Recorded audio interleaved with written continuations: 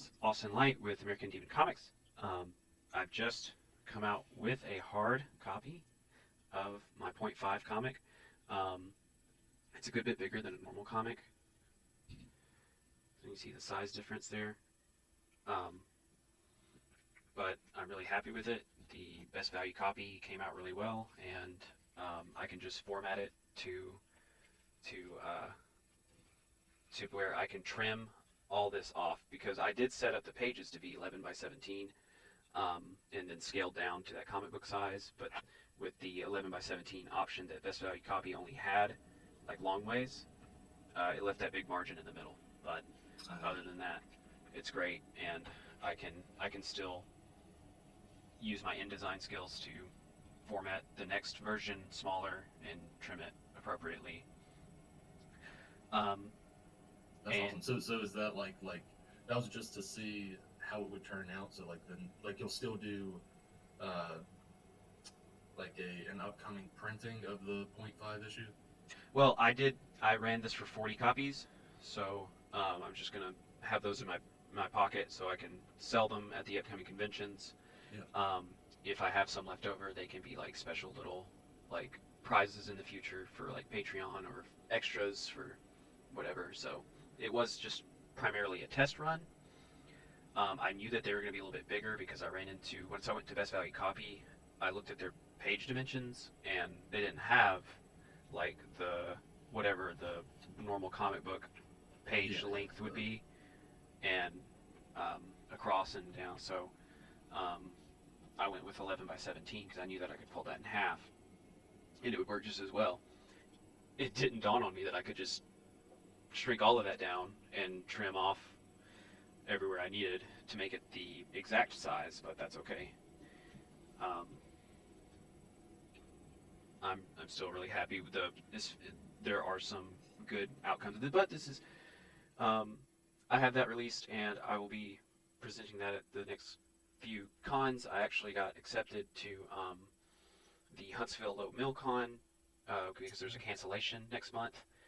So they did a little outreach to me. And I am joined by Brandon Ingram with Dismay Comics.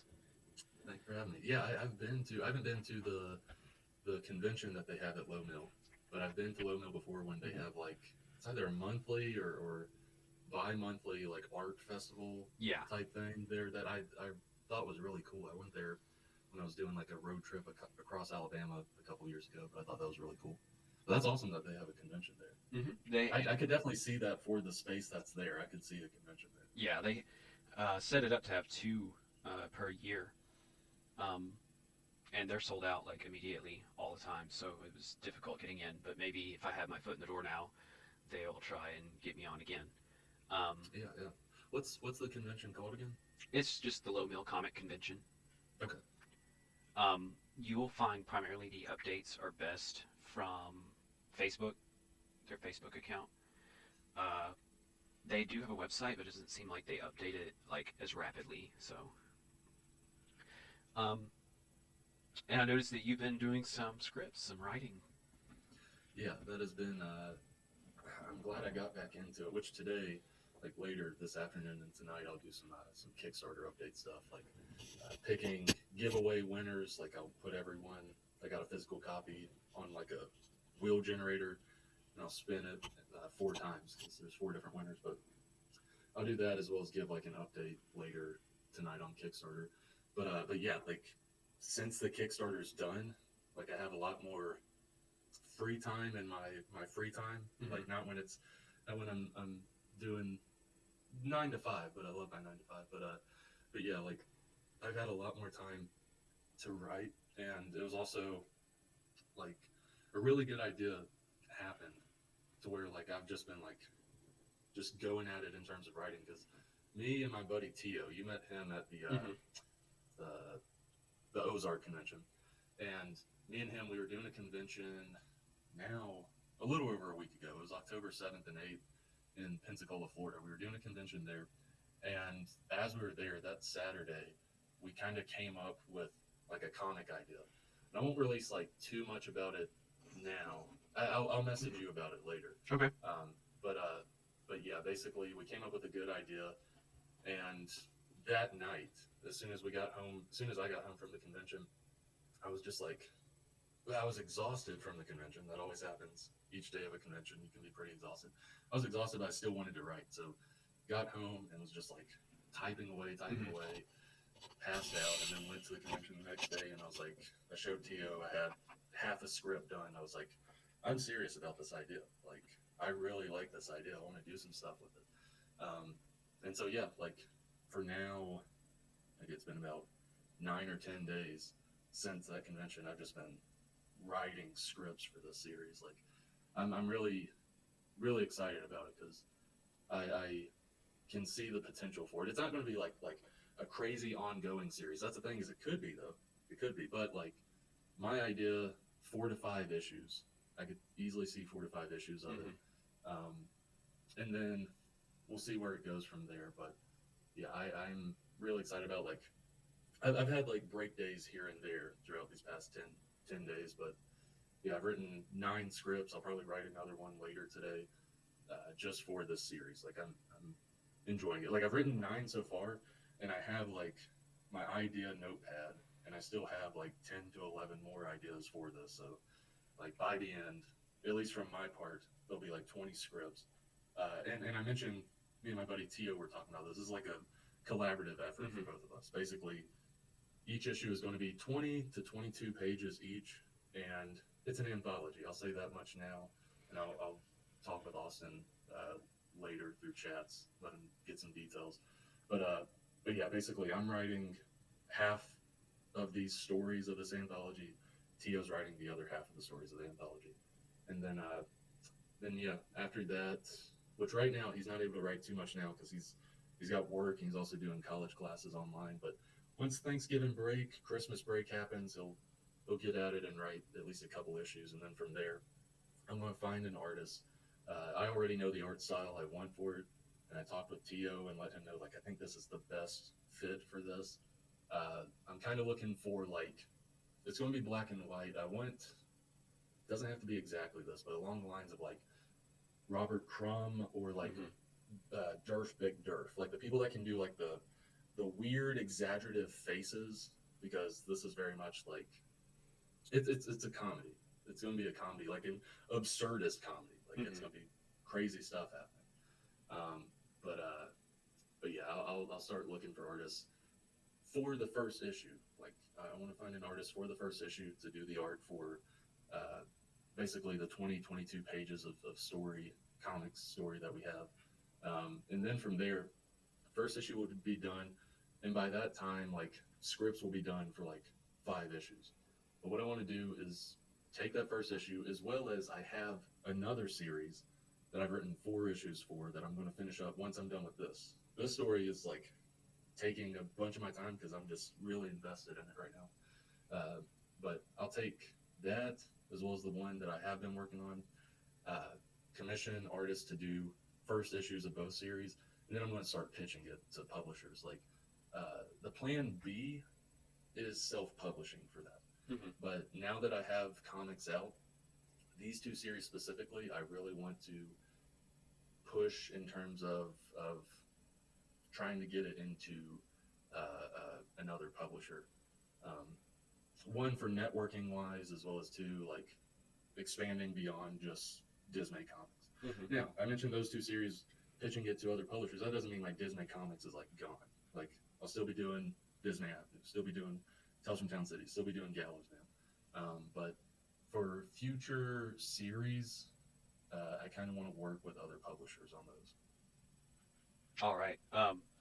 So that gets me into. I wanted to ask about script making, and then I also wanted to ask, um, when you are searching for your artists, do you have some kind of default contract that you resort to, or do you talk to them first and make a contract, or are you going all on some kind of unspoken like agreement, like a just having a verbal like agreement to meet your criteria? With the contract stuff first, before I get into the other stuff, with contracts, have a default contract that I can basically take names out, put names in, edit it for the situation, whether it's a cover artist, a letterer, so on and so forth. Um, what I'll usually do is I will reach out to an artist, which now like the past year, what I'll do is I'll put a call for artists out on social media. Like I'll put it on my Facebook, my Instagram. Now that I have TikTok, I'll probably put it on TikTok as well, and also do Facebook groups like the writer seeking artists, artist seeking writers type Facebook groups.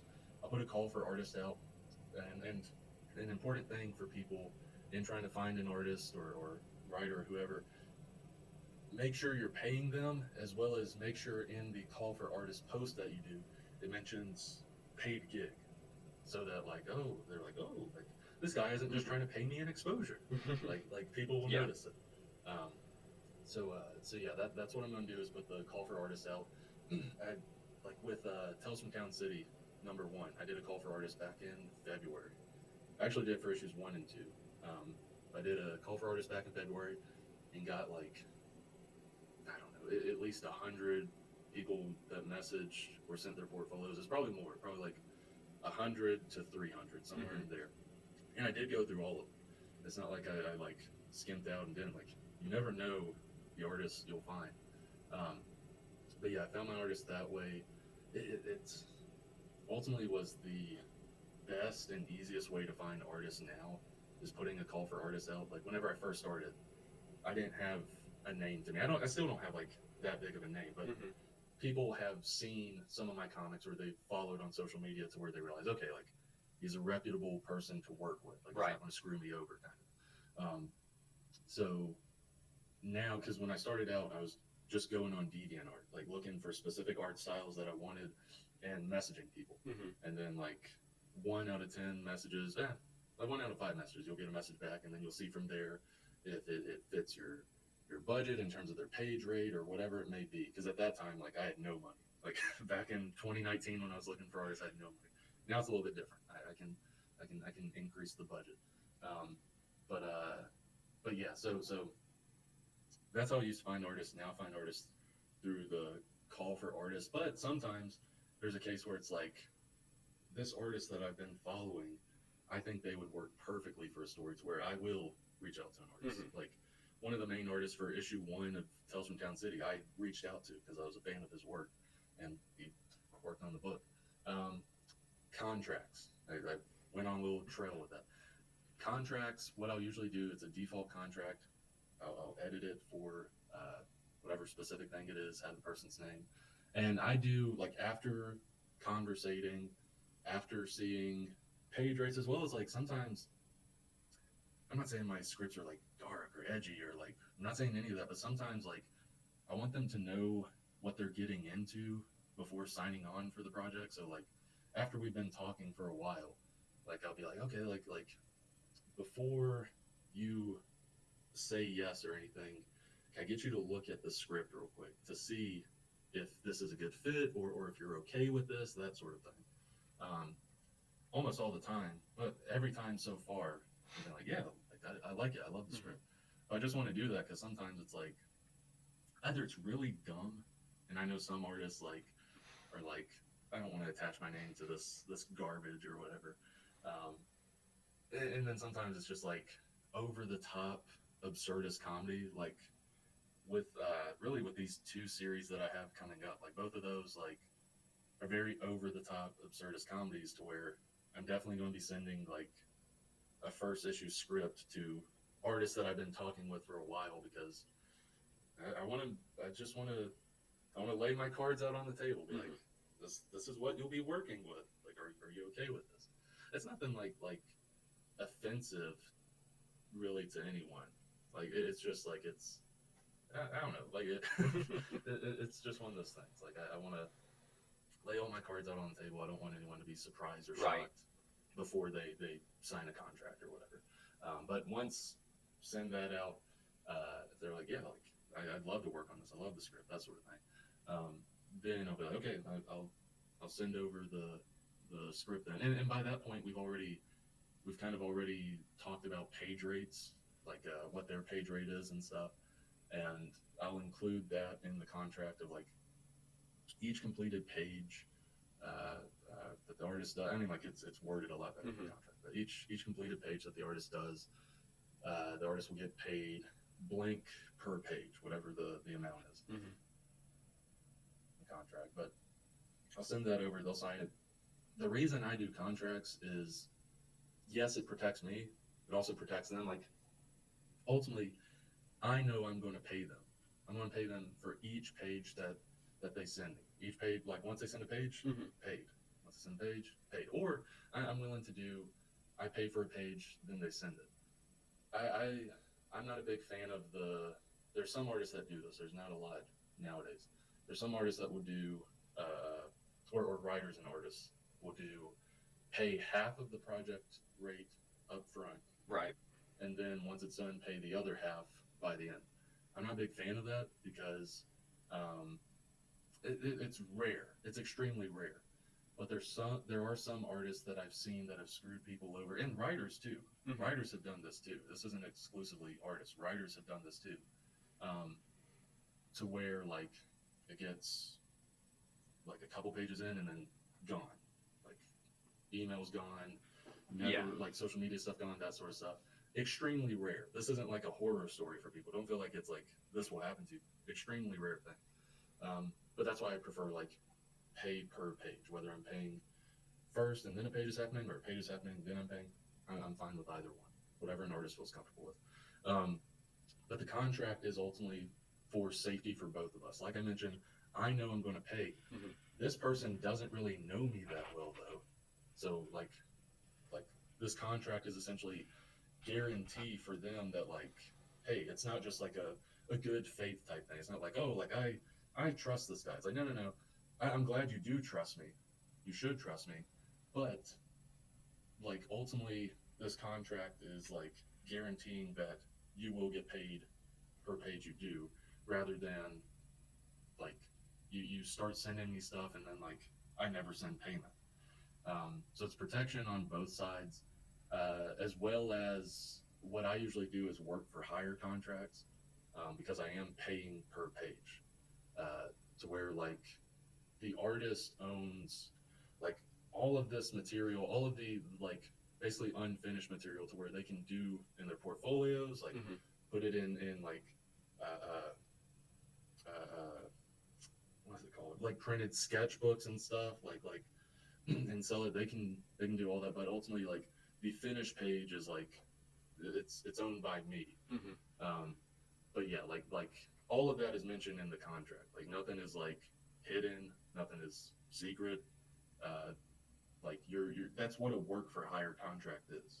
Like you can look up work for hire contract, you'll see the exact definition of it, and you'll see all of the different things with it. But my number one thing is like I pay artists, and most people should/do, but sometimes I get a little bit frustrated when I am in some of these Facebook comic groups, and it's basically like writers or creators or whoever are saying like, oh, like you'll work on this, like you won't get paid first, but like you're going to get paid one in exposure because we got this big name, this big brand. You'll get paid in exposure, as well as once we launch a Kickstarter, or usually it's not that. Usually it's once we get picked up by a publisher, that's when you'll start getting paid. And it's like, bro, you can't do that to an artist. Like, don't do that. Don't waste their time.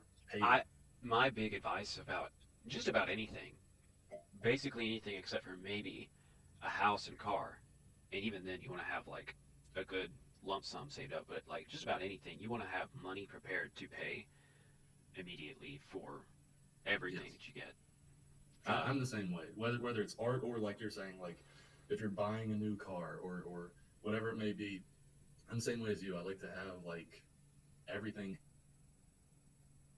Never like have no savings saved up or anything like that. I'm not going to be hiring artists and working on comics strictly off of my credit card and not being able to pay my credit card back. I'm not going to be doing that. Like I'm going to have, like I have now, like a lump sum saved up to where like I can hire the artist and like send The payment and fail like safe. exactly, There's exactly. Like it nothing's actually goes ephemeral. through. Yeah, yeah, yeah. All right. Well, uh, I'm wondering. I'm thinking about doing some hires for art to do like variant covers because I think that would make my comic super interesting. Oh Is yeah. to have my version of cover and then have somebody else Well, as have well made as one. if you plan on doing a Kickstarter, I think that is a really smart idea because that's how a lot of the funds increase. One, you have people that have the option of different covers, where it's like, oh, I want the main cover. Oh, actually, instead I want the variant cover, or vice Mm-hmm. versa. Then you also have people that like want all the covers, to where that also helps in your funding. So Yeah. I think that's a good idea. Well, when you very first just a minute ago said that it would help in funding, my first thought was that well the artist that's making it will also try to be promoting it. I would assume, but they're already paid, so I guess that doesn't exactly. Yeah, yeah. If you pay them like I never like tell any of my artists like, hey, like promote this. I'll send in Yeah. like, hey, like this comic we worked on is coming out. Not with any intention or message of like, hey, can you help promote this? If they do, they do. If they don't, they don't. A lot of times they will promote it. Hmm. Yeah. It all depends on like how your relationship with the artist was. Right. Um, Not only that, but like I did the coloring for this. I did the whole cover for this. Um, and although I'm proud to say that I got it done, I also was like simultaneously wanting to be like, I want this so done right now because I want to work on the comic, not the cover. Um, so that could probably play a part in the future, just having somebody color it as well. Um, I want to mention it's a little bit different, but I get the same exact feeling. I like running Kickstarters, but I get the same exact feeling when I run a Kickstarter because I ultimately like writing. I love writing. mhm. I love working with an artist. I love the collaborative aspect there. I love editing. I love all the things in creating a comic.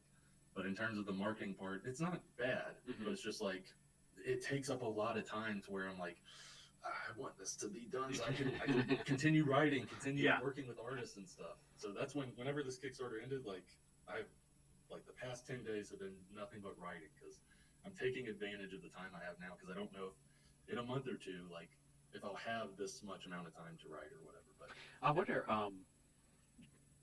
So how did you approach the marketing? Did you, as you were making it, and as everything was being put together, did you kind of pick stuff that you were going to put into marketing, or did you just have everything done and then started all the marketing simultaneously with the Kickstarter? yeah, I mostly I recommend in terms of promoting a Kickstarter on social media and stuff.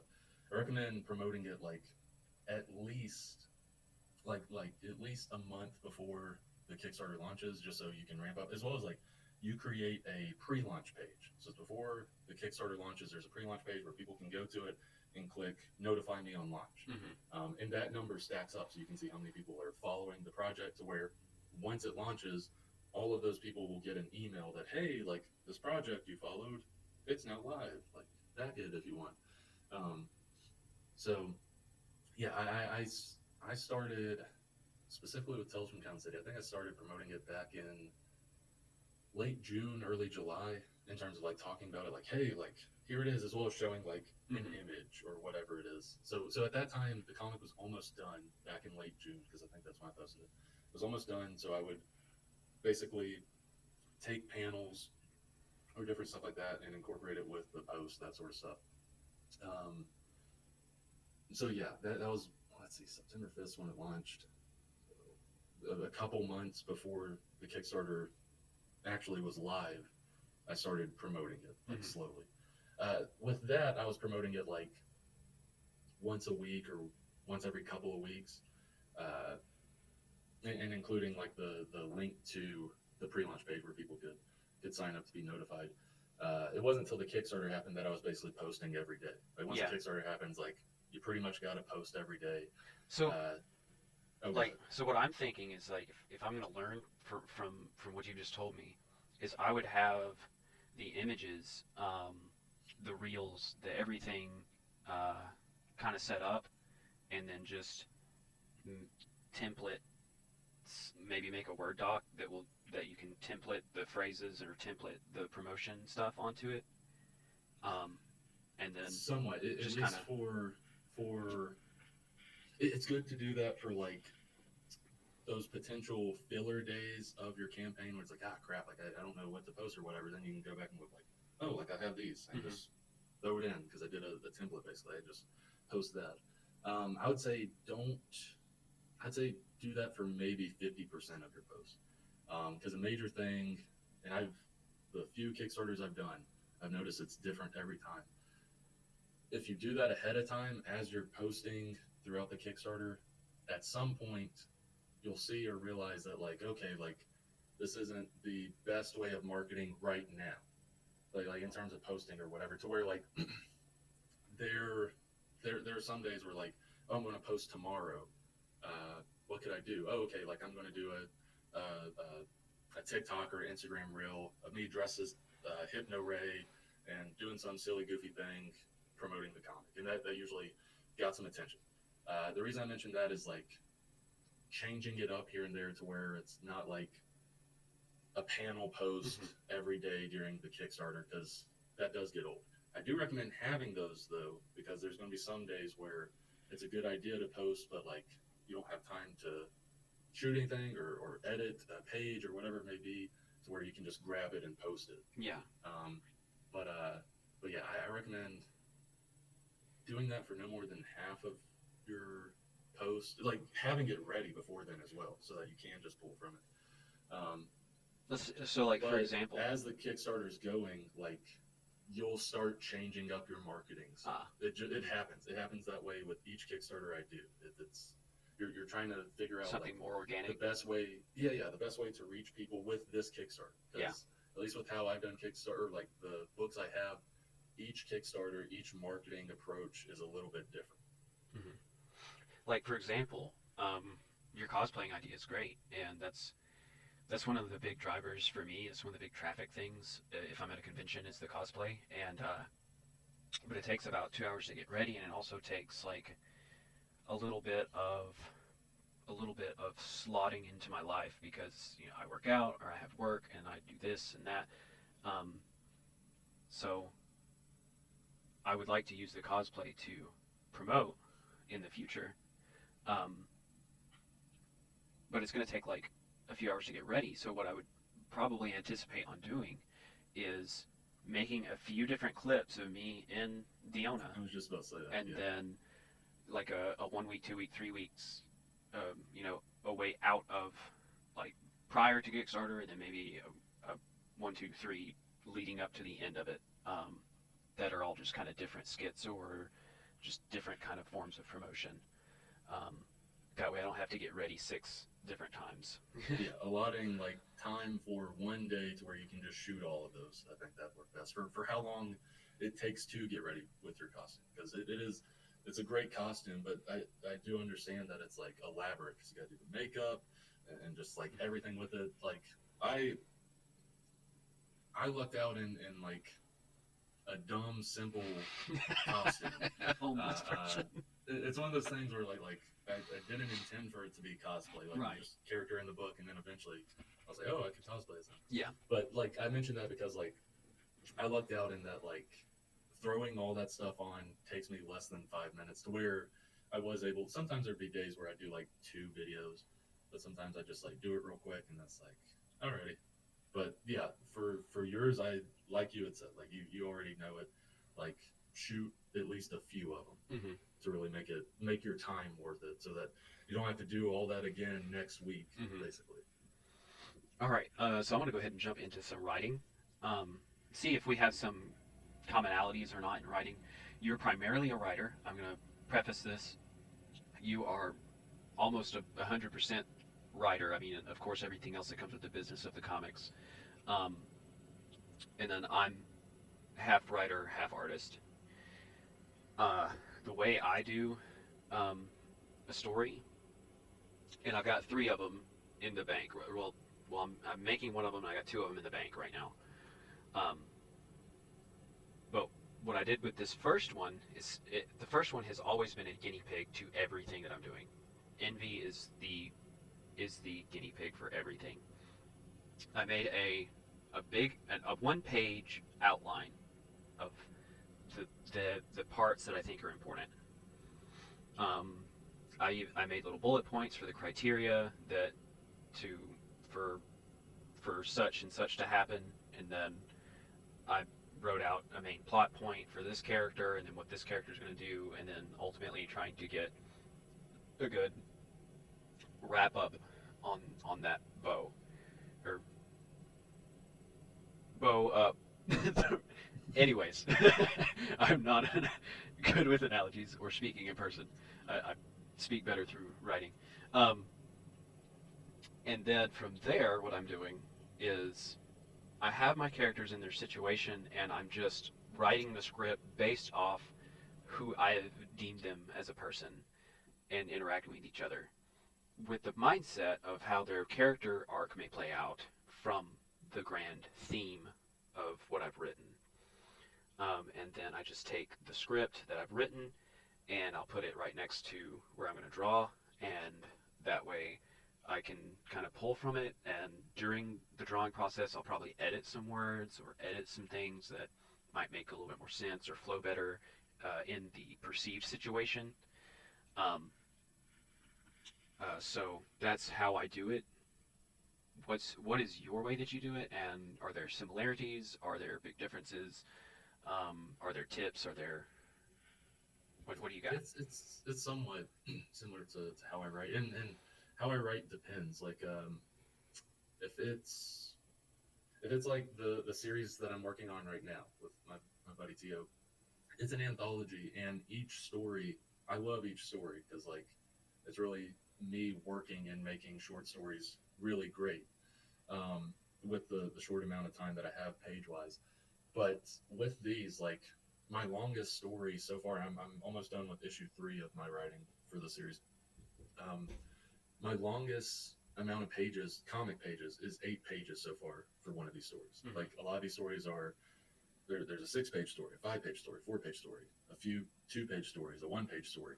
Um, my my writing way I do for this is essentially first I'll write like ideas. Like I'll put in my notepad like it could be a 1 or 2 sentence idea, it could be a paragraph idea. That's usually how it is for something like this. Um, I'll have those ideas. Then when I want to write, I'll look at those ideas, see which one hits me the most, that I want to write about the most, because each story is completely different, all dealing with like the same theme, same setting.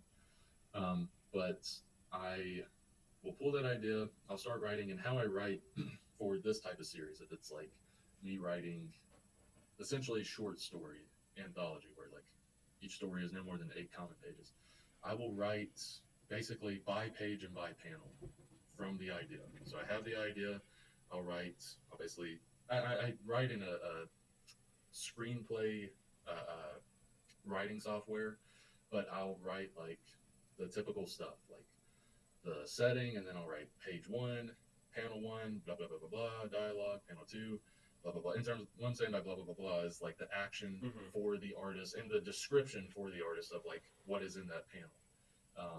And then the dialogue, and blah, blah, blah, blah. Then page 2, panel 1, blah, blah, blah, dialogue, that sort of stuff. That's how I write this is by page and by panel, starting like straight from the beginning. When it's a longer series, like something like The Gallows Man or another project I'm working on, what I'll usually do is I'll again have the idea or have the outline. And sometimes with the longer series, it's not like a paragraph outline. It's like outline of the series, where it's like beginning, middle, end, that sort of stuff. Like basically where I want to get to with this.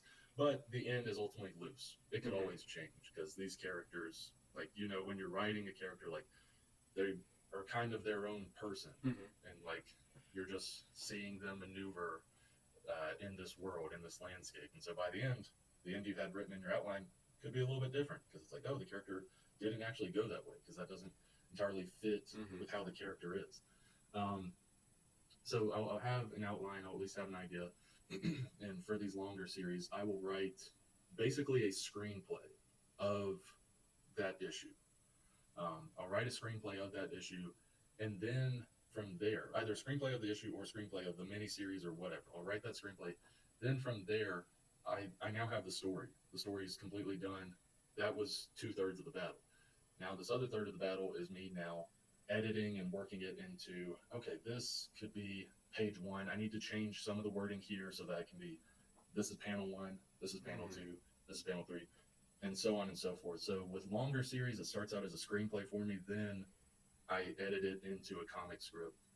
When it's shorter stories, I go straight into page one, panel one, and so forth. Kind of. Gotcha.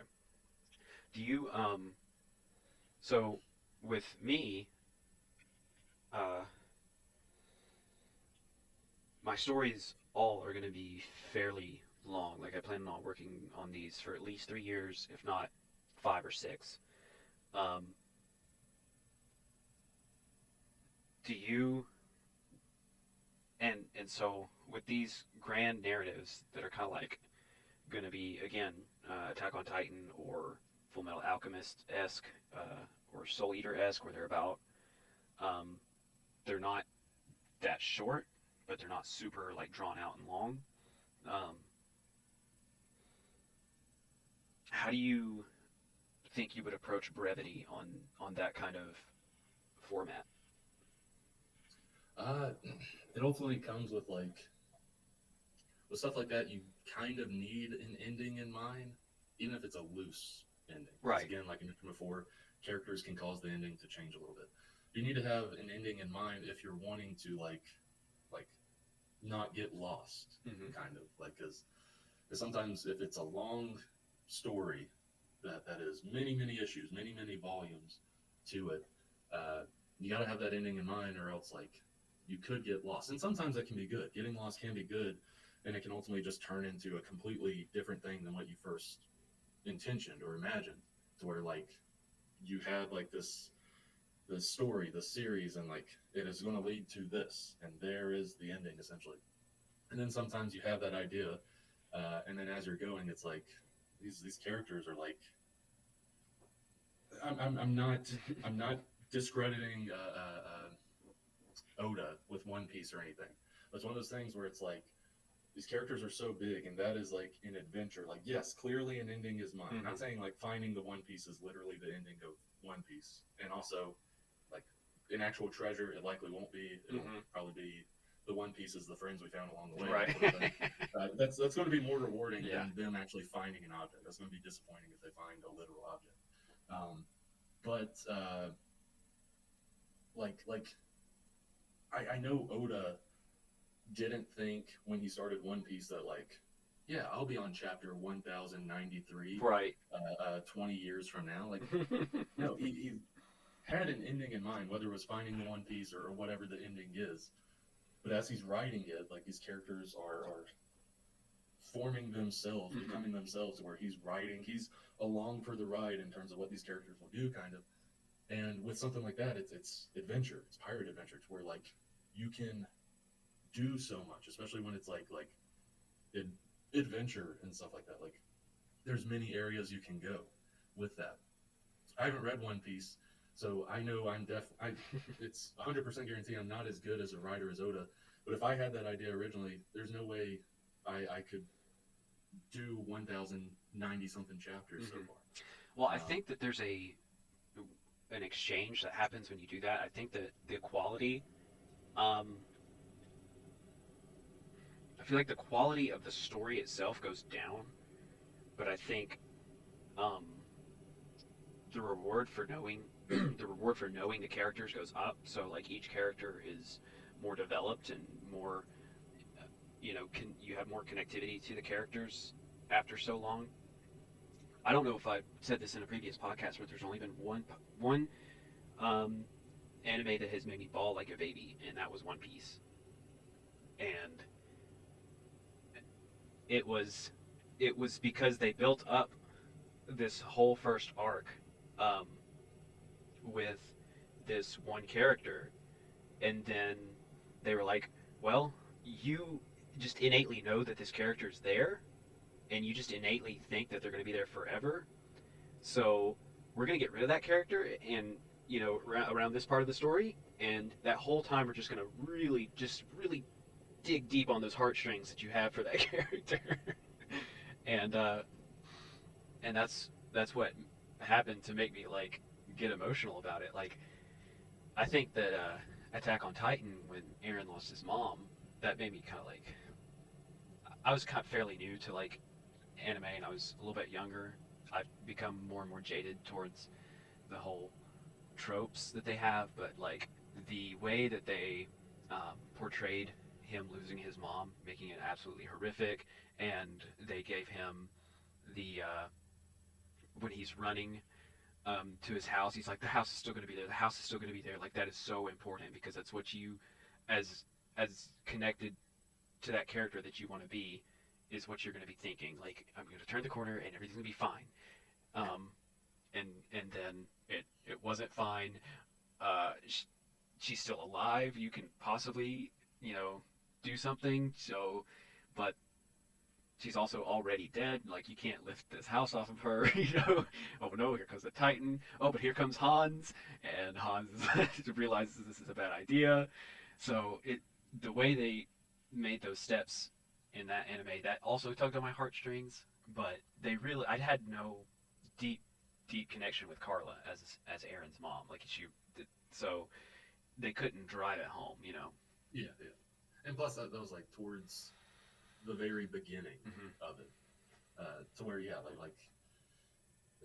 they're not entirely expecting you to have any emotion towards his mom because you've barely seen her so far. It ultimately is like what you said, like you're in Aaron's, you're seeing Aaron like how he is going about it, similar to how like pretty much anyone would. Like it feels realistic in terms of like he feels like a human. It doesn't feel off or anything. To where it hits very well. And then like with what you were saying with Oda earlier, about you had talked about like story loses some when you're doing that big, like that long of something. But with something like that, and it's like what you said, like you're no longer there for the story. You're partially, or you're there for the characters, and you want to see what they get up to in this next arc or this next story or whatever. Like you're invested in the characters, the story, whatever it is. Sure, whether they go to Candy Mountain or whatever it is. If I'd be surprised if Candy Mountain isn't in One Piece at some point so far. We need Candy Mountain, about halfway we need through. Charlie the Unicorn to run into him. Like even if it did something stupid like that, you're still, if the characters are still acting like themselves, you're still invested in it because of those characters. Right.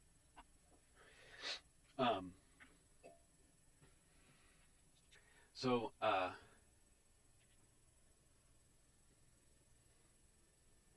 like last week we were talking about envy and where we should start it off, and I'm gonna keep the Soul Trial as the opener because I think that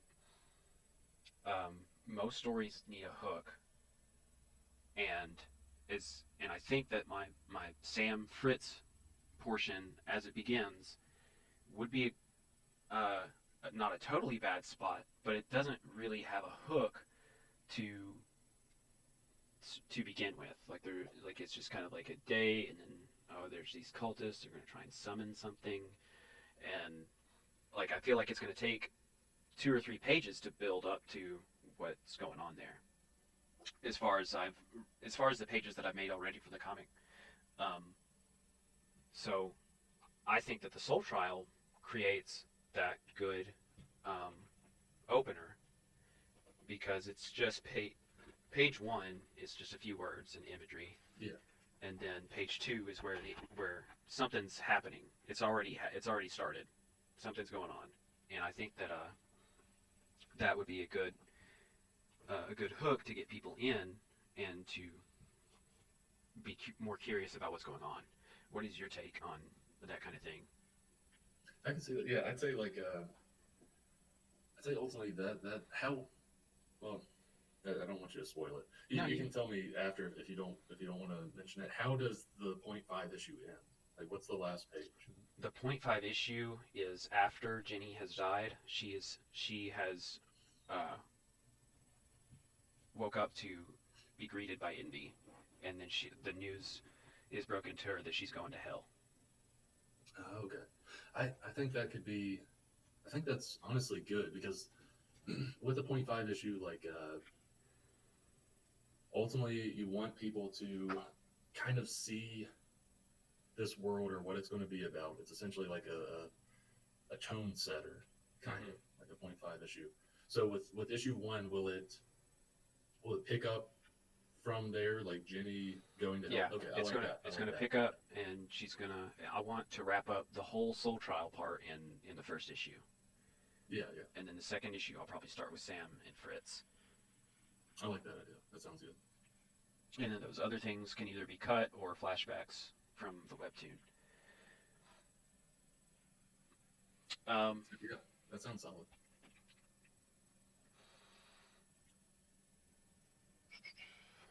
Now, I, something I wanted to ask, like I thought about it earlier today. This is hypotheticals, but will happen eventually. What if you were able to do one of these bigger conventions eventually? Like, what would be the one that you would choose to do? the biggest convention that I would choose to do is probably either the Huntsville Comic Expo that happens every April. Um, this past year they had William Shatner up there and a few others, primarily because it's local. Um, Yeah, Other than that, the a bigger convention might not be on my radar yet, but one for horror or for paranormal stuff, a bigger one, if I can get to one of those. Um, trying to think. Like the biggest horror one that I've heard good things about is oh, what the heck? It's called like I know it's not this. It's like Spooky Fest or mhm. Spooky Con or something. It's in Orlando. I think it's near Orlando. That's one of the bigger horror conventions I can think of in the country.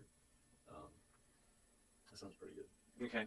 Um, there's a there should be a website for specifically for horror conventions. Yeah, I it haven't is. looked at it recently, but I did get onto it yet last year, and that's um, how I got to the para Comic Con in Ozark, Yeah, yeah. which you said Ozark Con uh, I keep earlier. No, no, no. I it's think they in should name it that. Ozark. I Yeah, think they should name it that. one The Ozark like Con. it's yes, there is another Ozark like Hmm. up north. There is another Ozark, but like I doubt they have. Well, crap, they probably do have a convention. They probably. Yeah, yeah, they Yeah. probably do. You, And you could change the name up some. It could be like Ozark Comic Fest. You yeah, can do that, and you don't have to worry about legality stuff. My thing with it is like, yes, it is specific in terms of the name, and this isn't bashing on the con at all. It is specific in terms of the name, the Deep South Paracomicon. You know what you're getting into with that. The issue is how long that name is. yeah, It's hard to remember it. And it's hard to also say it. To where yeah, like if I'm talking to anyone about that convention, I never say the full name. I'm saying right. like uh Paracon. ParaSouthCon. Yeah, Or Paracon. Yeah, yeah, Paracon. That's the thing. Not not I'm not raising one over the other. But in Pensacola there's one that I think is just called Pensacola Paracon. Or I think it might just be Paracon. Like, there's like that already tells you what the convention is going to be, calling it yeah, Paracon. But like it's such a long title to where yeah. it's hard to remember all of it. And I asked him what does the commie stand for because it's not comic, it's commie. Right? Yeah. And he was like, well, we couldn't just flat out call it comic convention because of the current actual comic conventions that go on, the comic cons that go on. Um, comic con has a rights added Yeah. to just about any variation of that. But to me, I don't think that the commie is important No. No. to the title, and I didn't think, and it also feels a little confusing to say commie because that's just Are we doing Soviet Union? yeah. it's and I think that there's several definitions or ways that commie is used, and not just communist, but that was That's the that's first a thing part that of it, pops up in right? people's head, though. Yeah. But I didn't think that was necessary. So I'm glad you said Ozark Con. I think they should change it to Ozark Yeah. Paranormal I Con or mean, something like that. yeah, like Ozark Paracon or Ozark. I like Ozark Con or Ozark Paracon more, but like Ozark Yeah, because Ozark is already Paracomic or whatever. Yeah, yeah, already sounds cool. yeah, exactly, exactly. They're missing an opportunity there. But like you Like said, it's a there's small town, but like you said, mm-hmm, like even though it's a small town, like it has a good name. mm-hmm, It's not like a boring town name where it's like if we add this to the name, like it might mm-hmm. turn people off just by the town name alone. But yeah, it's a good town name. And I think that the Ozark Forest actually has some paranormal things that happen or reported to happen. Um, and so I just think that Ozark should definitely be in the title somewhere. But Oh yeah, anyways, but I think now thinking about it, slightly defending them, even though I don't really know them. Slightly defending them because I did do research before signing up. Before this one, it wasn't in Ozark. hmm, I don't know if now going forward they'll do it in Ozark. They probably will now that it's bigger. But like they're because this was like their second or third year doing it. yeah, Before that, it was in Robertsdale. So I see why it hasn't been called Ozark yet. But now that it is in Ozark, possibly change the name, possibly just we might Ozark can Paracomic-Con. we can might team up and pitch that to them. Or not Paracomic-Con, sorry, Paracon. Mhm. Not the comedy part. Get the comedy part out. um, so let's see. That's been the con that I've done the best at so far out of the few that I've been to. Um, the I was very regretful because I had an opportunity to go to the Birmingham Comic Convention, like the branded Birmingham Comic Convention, where they were going to have the actor for uh, Gus from Breaking Bad. Oh dang! They had him That was there. back in late September, right? Yeah, Okay. and Because I thought about doing that. I was doing MobyCon. It was Mhm. followed on the same weekend. It's in Mobile, Alabama. That went good. I may do MobyCon again. Something, and it's possibly different for you. Something I noticed with myself and other vendors that I've talked with at like MobyCon or even this Halloween convention I did in Pensacola about a week ago. Sales in terms of like people like buying stuff has been down this last half of the year. Mhm. Like I was like doing really great up until like June, and then the last half of the year, like I've been doing good. I'm trying to think the conventions I've done this last half. So I've done, I'm gonna call it OzarkCon. Uh, I did that. I did this Halloween convention. Um, I did MobyCon. So I did 3 cons this last half of the year. These 3 cons, let me think. I think Paracomic-Con or OzarkCon, that's the only one that I at least broke even Mhm. this last half of the year. Like the other two, like it wasn't like crazy losses, Right. but it was like with all these conventions, I at least try to break even. If profit happens, that's good. That has happened some, but at least try to break even. But yeah, like this last half, and I get it. The economy is like in the Well, crapper right now. That's I have ultimately probably what it is. But I have the theory. okay, Now that you say that, is it's getting close to the holidays. Um, People need to prepare for Thanksgiving, and they need to prepare to their gifts for Christmas, and I and maybe there was a lot of tax breaks at the beginning of the year, and they run dry around halfway through the year, uh, or from your refunds. So maybe that plays a part in it. The economy is definitely a part, but the economy has been a part of that problem for yeah, several years now. So um, that's going to be my theory for why that is. yeah. I think that's definitely a part of it. It's just weird to see because like ultimately this is my first year of doing cons, so like it's different from me. But then hearing like other sources, like whenever I'm at a con and Mhm. like once I'm done, it's like like we didn't break even. Uh, then I'm talking to like all the other vendors or all the other comic people even, and they're kind of like, yeah, like I did this convention last year, or I did this convention the year before, and like sales are just not what they used to be, that sort of thing. Well, So it's interesting to see. we went. I went to this place in Atlanta called CCS, Charlie's Comic Collectibles or Charlie's something Collectibles. Mhm. Um, and my friend that's a toy vendor that does the figurines and does the does some Funko Pops, keychains, that kind of thing. He was like, "Man, I did so good at this CCS place. You should come try it and check it out." And then the weekend I go down there, it's like dust bunnies. I mean, we didn't. I broke even because it's a 1 day trip, so I didn't pay for room, and Yeah, yeah. it was about a tank of gas. So I broke even in that front. Um, but he was like, I don't know what happened. Like 2 weeks ago, I made 3 or 4 times what I'm making today. So it's just what happens. And Yeah. I've been listening to that Comic Lab, and Brad is very against doing comic conventions because he's like, your promotion is really going to be more off of doing it from posting it everywhere and doing social media posts and making it free and pointing them to your website and audience building over a few years. That's just how it's going to grow. And um, it's just hard to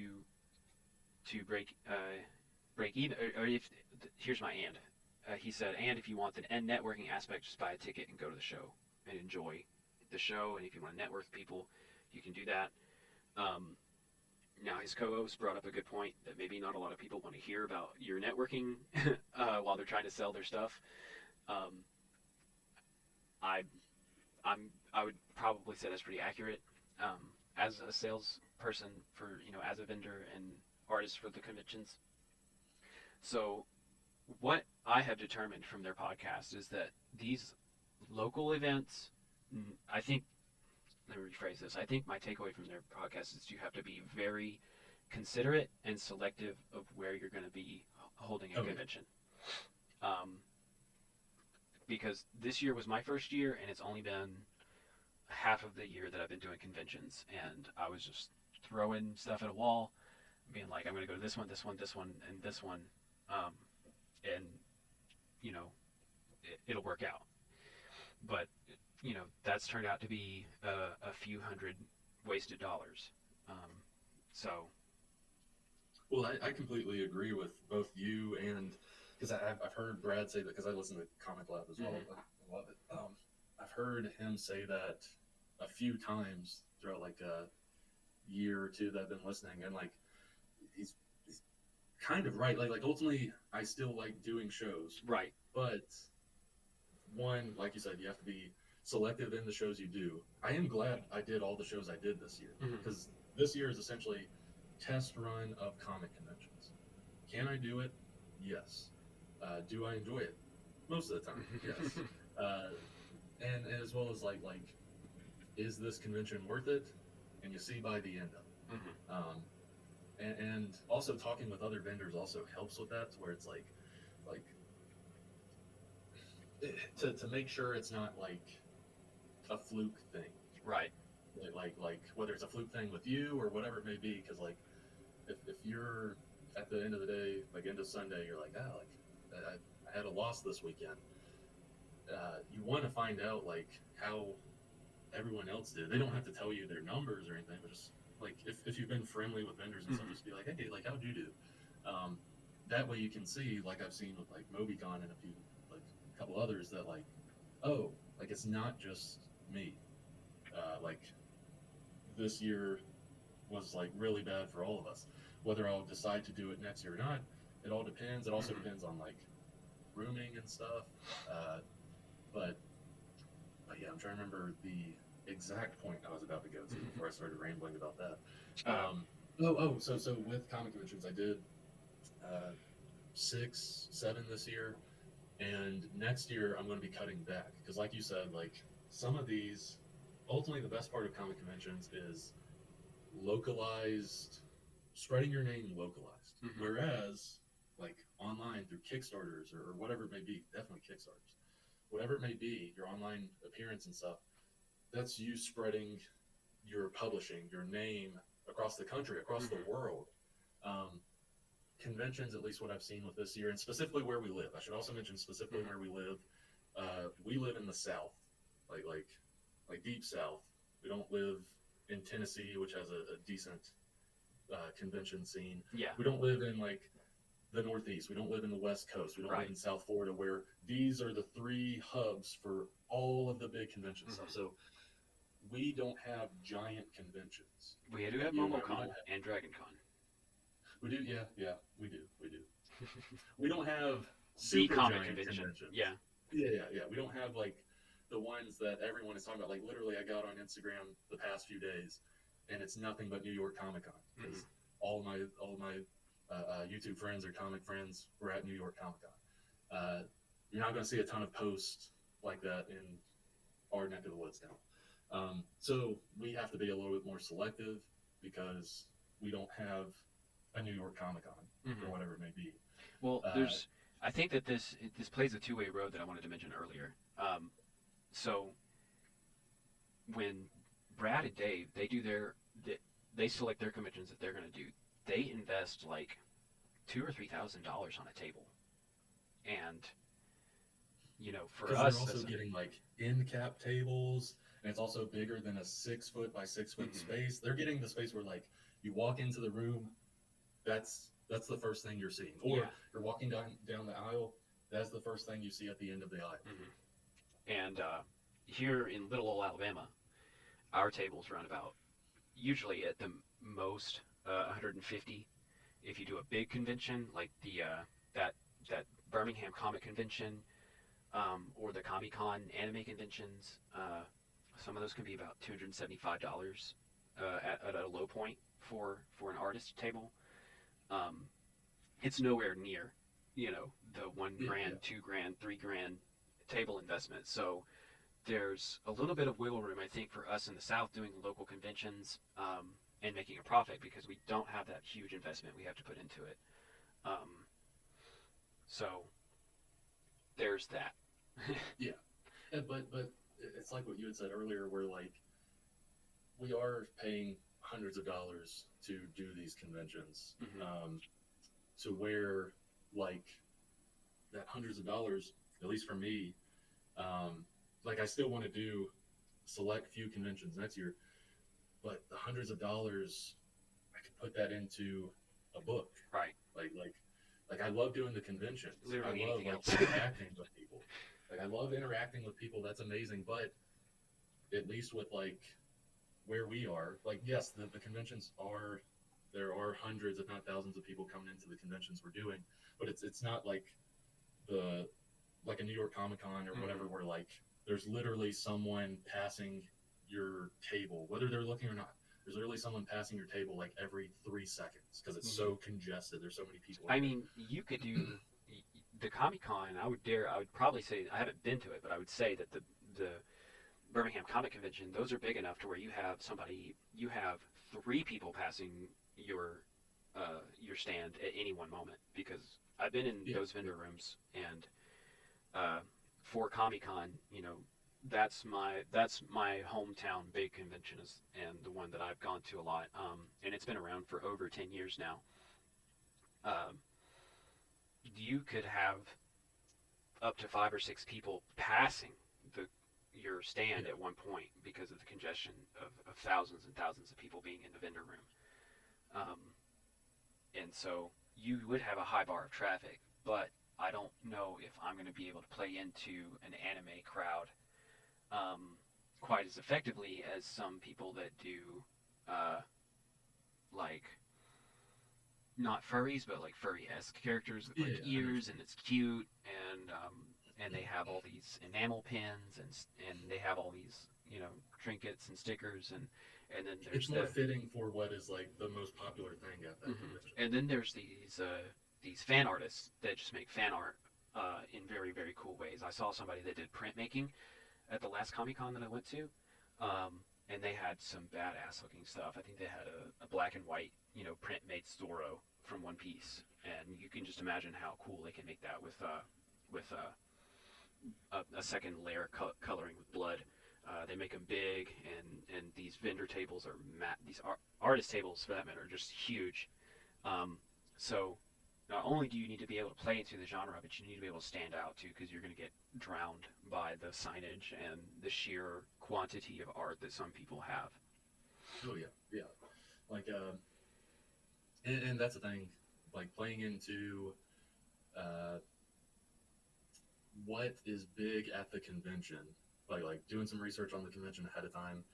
Playing into what is big at that, whether it's doing some stickers or something that relates to this type of thing at the convention, and maybe you tie it into your comics now or whatever it may be. Like that's a big thing because I mean like with I did decent at MobyCon, and I'm thankful for everyone that came to the table, spoke with me, bought comics, T-shirts, all that stuff. But at the end of the day, it was a loss at MobyCon, um, and I realized this isn't excusing me or anything. Like this isn't an excuse, but I realized like the big thing at MobyCon, like with a lot of conventions, is pop culture, specifically anime. Like anime is becoming like the biggest thing in any convention, whether it's cosplay, whether it's vendors. Like that is a big thing. Um, so I feel like your comic is going to do well in that environment because it is a comic, but it feels manga-esque. Like ultimately it's a comic, but to someone who doesn't read comics that much or doesn't read manga that much, but they love anime and they know about manga and stuff, if they see a black and white comic, first thing in their head is manga. Screen tone in it, because To where they will be attracted to it. I think The Walking Dead was in black and white for Yeah. a while, but it didn't look manga-esque because I don't think they used screen tone. I don't remember how they shaded it, or did they even shaded it. I think it could have just been purely black and white. Yeah, but I mean, like, it sounds dumb to say, but I'm just thinking of the average No, person. I don't think so. I don't think that would be dumb to say at all. Because I'm very influenced by manga and anime. Yeah, because like the average person, like even if your comic didn't have the manga or anime influences, even if like let's say it looked like Walking Dead, where us that read comics, it's clearly like this is black and white comic, not entirely like manga influence. The average person who like anime is big, anime is huge. Average person that watches anime but doesn't really read comics or doesn't really read manga, but they know about manga because they know that's what started their anime. Like they'll go by and they'll be like, "Whoa, like this feels like manga." To where yeah, I think it can be good. But so what I had mentioned earlier, I'll probably do. I'm definitely so playing into the crowd that fits best for your work. That's what I was talking about a second ago. The thing I'm going to do till I'm like 90 years old, free comic book day. I'm always going to do free comic book day.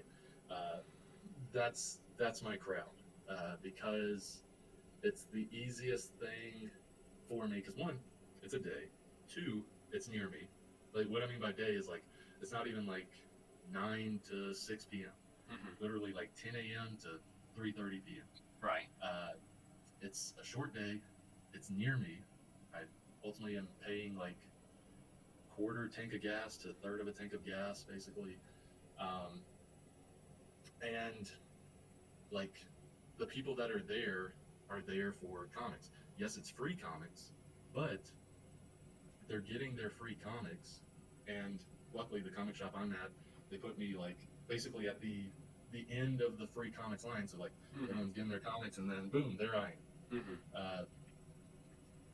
They're getting their free comics to where like they have money in their pocket, to where they're likely more willing to actually like buy one of my comics. And and how many other local artists and local creators are going to be present at this place? Exactly, that's another thing. Is like it depends on where you are. If you're in like the Northeast, if you're in South Florida, if you're in the West Coast, like it's probably going to be like a mini convention at your local comic shop with you and like 6 to 10 more writers or artists. Mm-hmm. We live in the deep south. There's not a lot of us around. There are some, but it's not like We're more we all sporadically. Yeah, exactly. We don't all go to the same comic shop Mm-hmm. because we're spread out.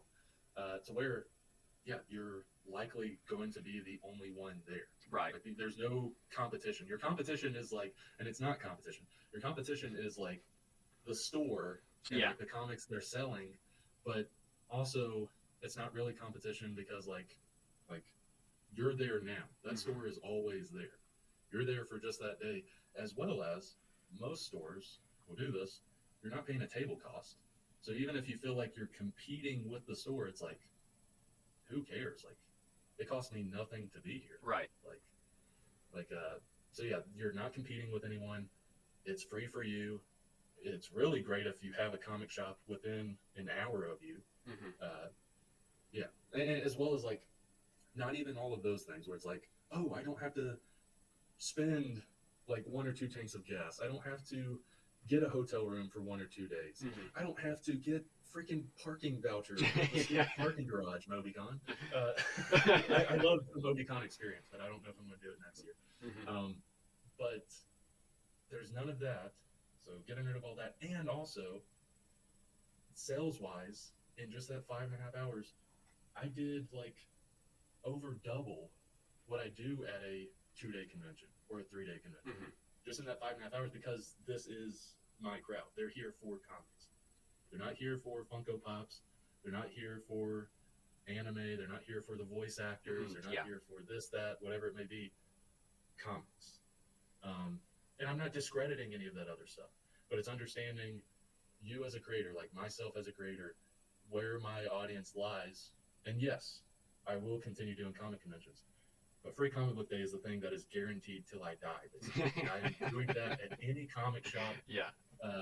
Like I'm going to do that next year. I'll probably do like 2, maybe 3 smaller conventions. But that's also with like things that have changed over this year. Like Tio, like moved out of his parents' house and he now has his own apartment in Pensacola. He mentioned this, so it's not like Mm-hmm. I asked him this like rudely. He said this.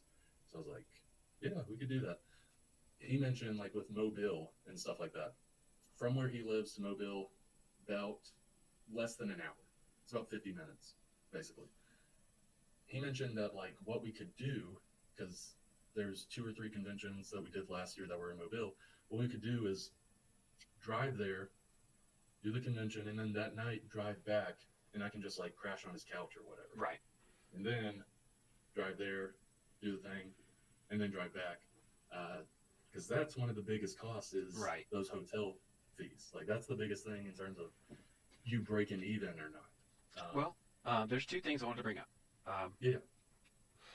The one thing that I'm able to remember right now is how many. Let me first ask, how many issues do you have of Gallows Man? 2 are have been published. Mhm. 3 will come out next year, and 4 the year after. Do you plan on making a volume Trade paperback? esque? Yeah. Because Once it's completely done, trade paperback of that's made. Once Disney Avenue number 3 is done, I'm collecting 1 through 3 in a trade paperback.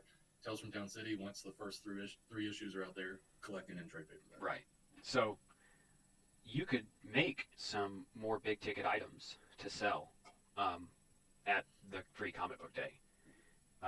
I think that you told me the numbers that you did for Free Comic Book Day, and that is incredible because your highest priced item is $6. Yeah, it's So- extremely cheap stuff. So if you were to add on, I think, a few more things.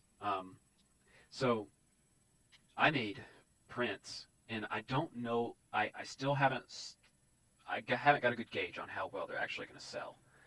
But my first convention that I was able to display the prints was the Sand Mountain Collectors Convention. I also did it in mid-convention, and it was the reason why I didn't do the Birmingham Comic Convention.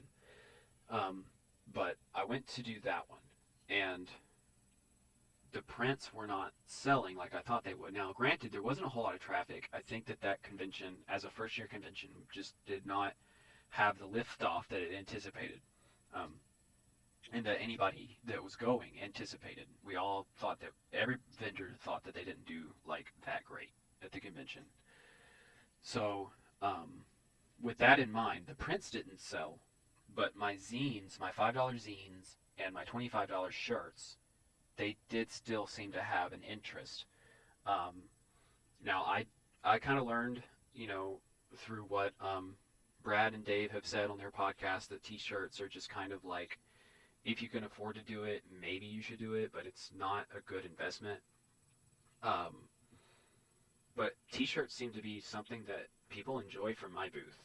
They like the my art that I put on it, so um,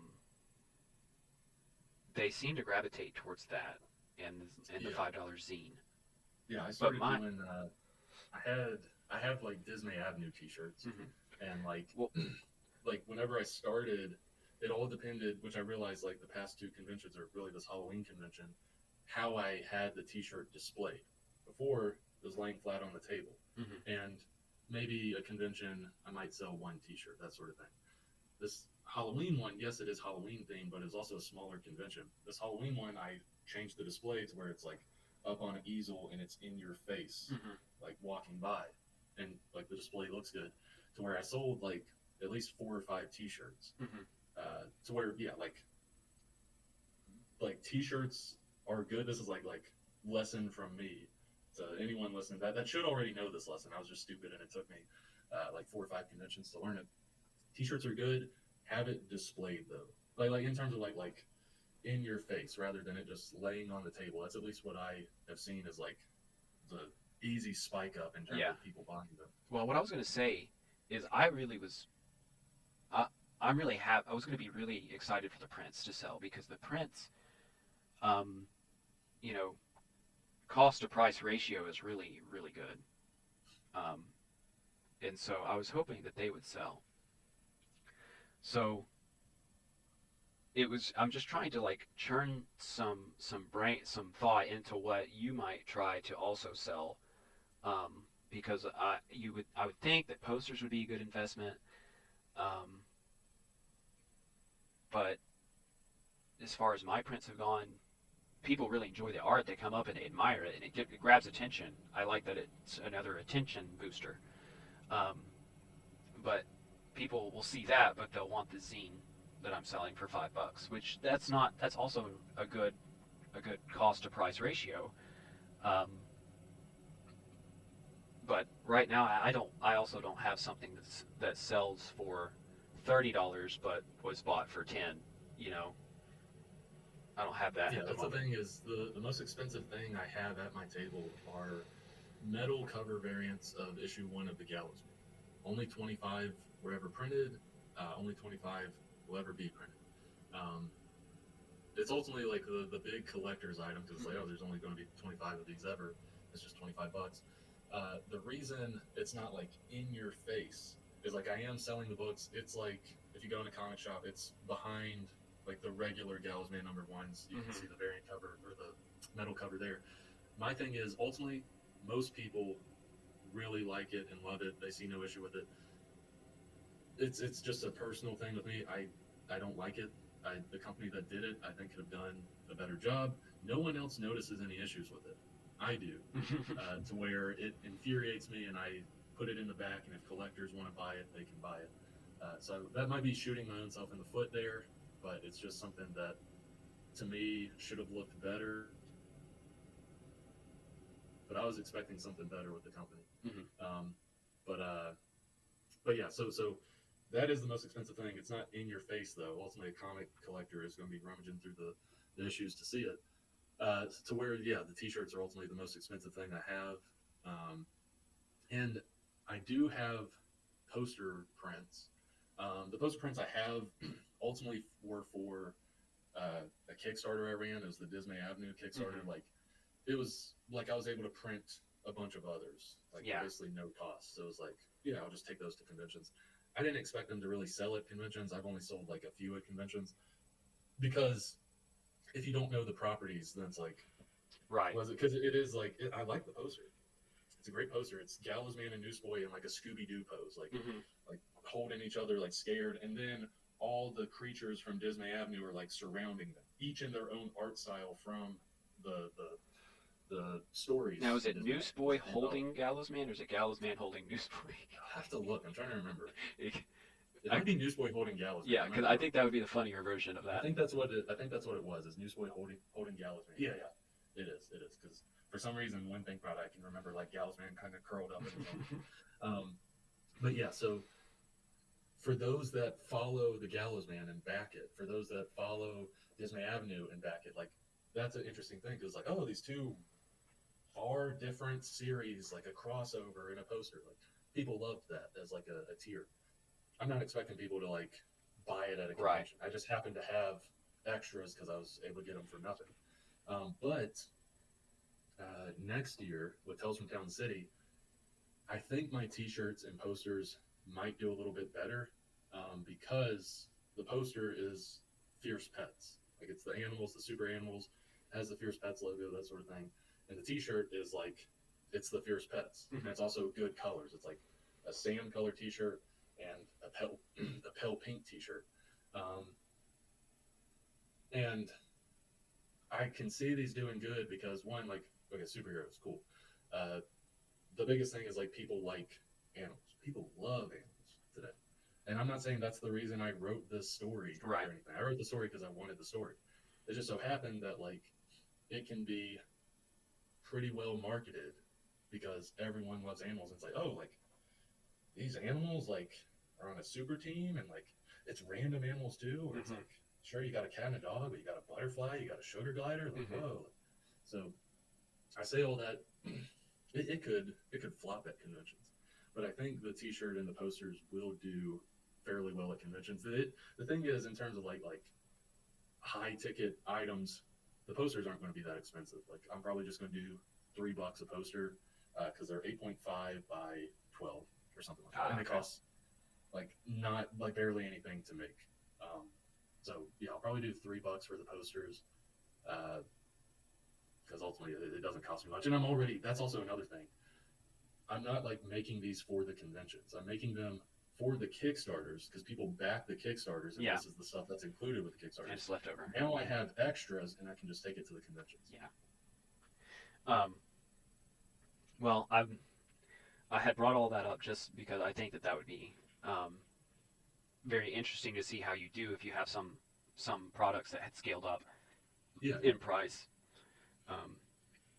Because at $1 or $3 and $6 of whatever your bookmarks and the comics, whatever the pricing is of the products that you had for you have that, to have a lot of people coming and yeah, rather than like add it up. Because there's some vendors that like break even or profit, and they only had like 10 people buy stuff, but that's ultimately because the stuff they have is like $50 or whatever it may be.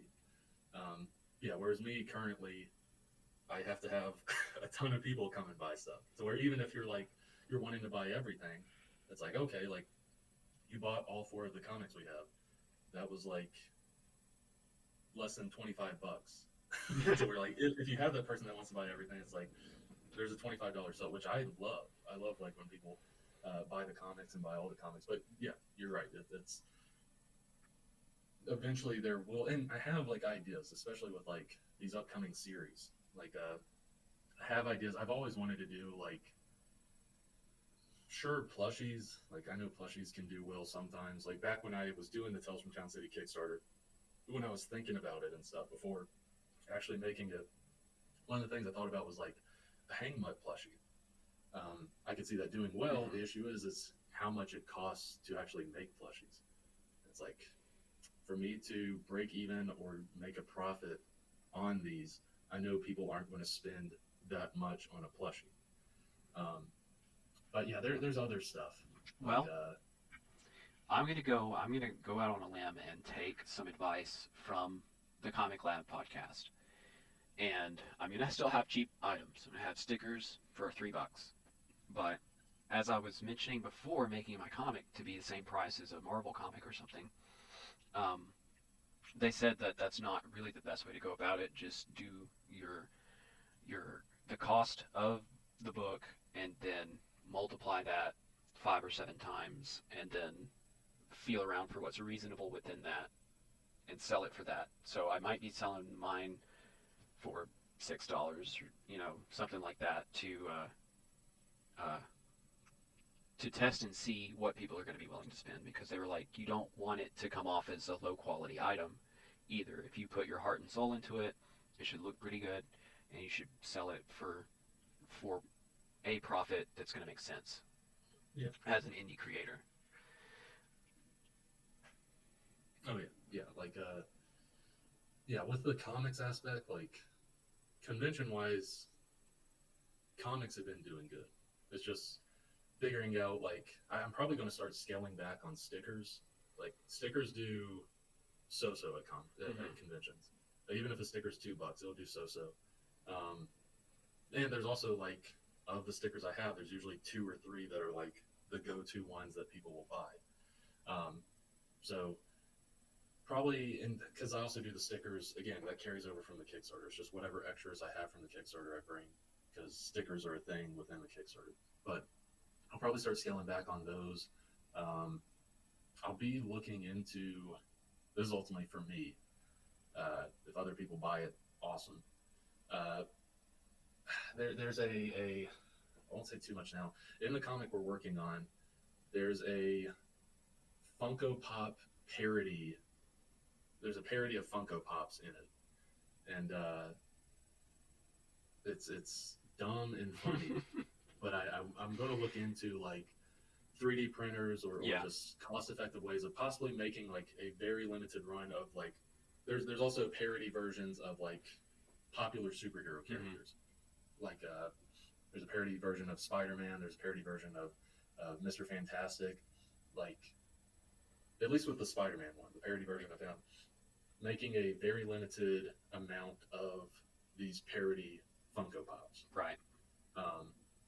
And ultimately keeping it limited, like very limited, to where one, like, collectors, because there's collectors market on Kickstarter, there's also a small collectors market that's in the conventions, they'll be interested in it, as well as, like, with it being limited, it can justify a higher price markup than, like, a regular Funko Pop.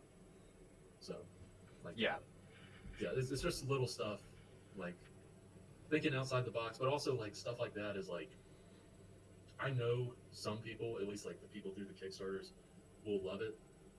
It's a lot of times it's like, what do I kind of want? Like that. I'm literally doing that for myself, and other people also want it. The Fierce Pets T-shirt. Ultimately, I want that T-shirt. Right. It just so happens that other people want that T-shirt as well. Well, that's we're gonna wrap up soon, but that was my driving factor on how I made my stickers and how I made my T-shirt. Primarily the T-shirt is I don't wear just any T-shirt. So what's going to be cool enough on what's going to have that cool factor that's going to make me want to wear this T-shirt? And it turns out that translated over to people buying it. And of course that's going to depend on the crowd that you're in. But I had several people be like, I just really think the T-shirt looks cool. I want to buy it. So I'm probably going to have to test raising the price on that to $30 or $35, just because I want to make that profit back, and it's a good quality T-shirt. So I am going to see about raising the price on that, and if people are still going to be as interested in it. But part of wearing a T-shirt is having the intrinsic. Hold on one moment. Okay, I got you. All right, I got you back. Okay. But one of the intrinsic parts of having a T-shirt is having it be interesting to have on your body. So all right. Well, we've almost ran 2 hours. I think that's everything that we can catch up on for now. What do you have? Do you have anything any further thoughts or mentions? That pretty much hits the nail on the head for for those listening, again, we are like a few years into making comics. So we do have experience, but we're also learning along the way. Mm-hmm. So Well, keep that in mind. I think that's what makes this a good contrast between Dave and Brad's Yeah, uh, yeah, podcast they have going right now, and this one is we are having to go through the current day learning curves, and what advice that they're going to apply will still help us from their long history of experience, and then what our learning curves and experience that we develop over, you know, the current day, how that will apply for people in the future. Um, Next time we will discuss social media. I've been posting more on social media, and it looked like one of them caught fire on TikTok. So uh, we will probably discuss what went into that. I do plan on putting out the next page next week to see if the same thing happens. Um, but that'll do it for me. I'm Austin Light with American Demon Comics. My website is up, but you can follow the comic on Twitter, on Instagram, and on Reddit right now, and as well as TikTok. So just search American Demon Comics, and you should find me, and I'll probably have the links down in the description. and I'm Brandon Ingram, creator of Dismay Comics, various comics and stuff. But you can find me on Facebook, Instagram, TikTok at Dismay Comics. That's Dismay Comics, and basically follow along in the comic making journey. Tales from Town City #1, Kickstarter's done. Now it's just fulfillment stuff, and that is ultimately, to me, the easiest part when it comes to doing a Kickstarter. Like yes, there can be issues with fulfillment. Yes, it can be time consuming, packaging and stuff. When it comes to actually running and marketing the Kickstarter, I'll take fulfillment Any day. But yeah, so doing that as well as doing a bunch of writing right now. We'll have 2 big series likely come out sometime next year or 2025, whether it's through a publisher or through self-publishing, as well as the series that I'm still working on. But looking forward to that. Awesome. Well, thank you for joining me today, Brandon, and we will have this posted up as soon